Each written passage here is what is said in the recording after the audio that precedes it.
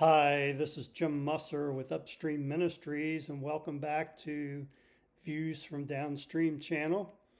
And this week we're talking about not only the need for change in the way the local church goes about raising up kids spiritually, but also talking about how we can do some practical things to make that happen.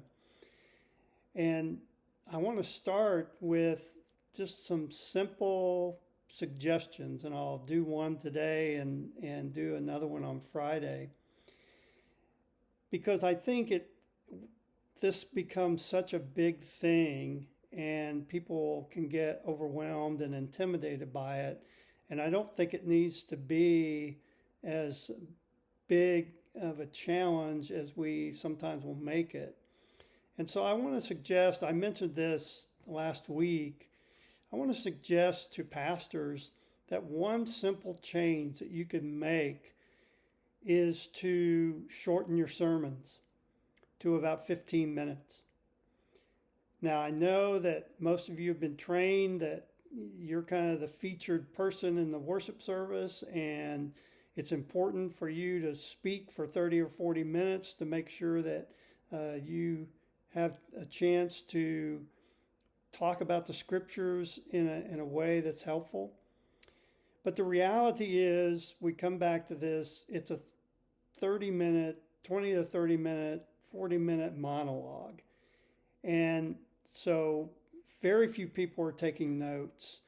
And so the reality is they walk out of the service, and a day or two later, sometimes even hours later, they won't really even have an idea what you said. And I've had that happen to me, and I'm sure that it's happened to you as well. And so instead of just continuing to do the same thing over and over again, because that's what we're used to doing, let's change it up. Let's get people's attention. Let's get them engaged.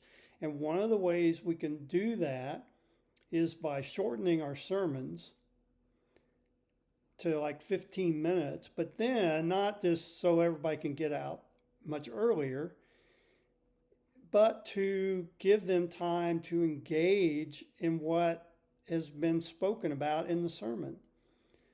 And so, for example, you as a pastor or your pastor can develop questions to ask after the sermon is over. Just step down, even come off the stage and just get down among the people and just ask some questions.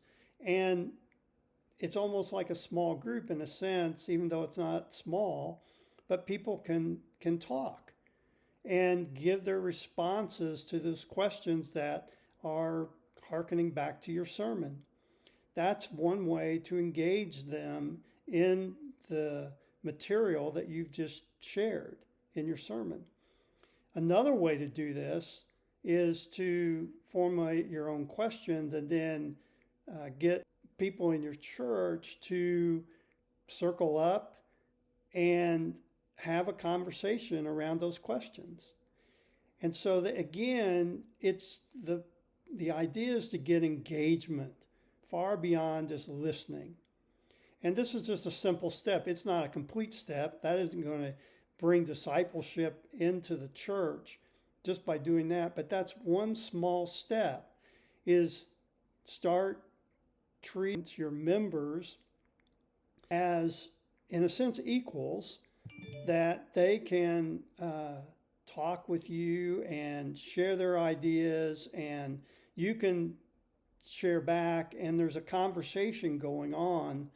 And that's just important to get people engaged. And you can judge what, again, having this idea of discipleship in your mind for everything in your church, you can decide what messages are going to facilitate that. But that's an easy way to start, is just let's change up Sunday mornings. Let's get away from the monologues and get move into dialogue with the members of the church and the members with one another. So I'm going to leave it there. And come back on Friday and I'll share another one that I think is a fairly simple way to begin to get discipleship incorporated into your church. So we'll see you on Friday. Have a great day.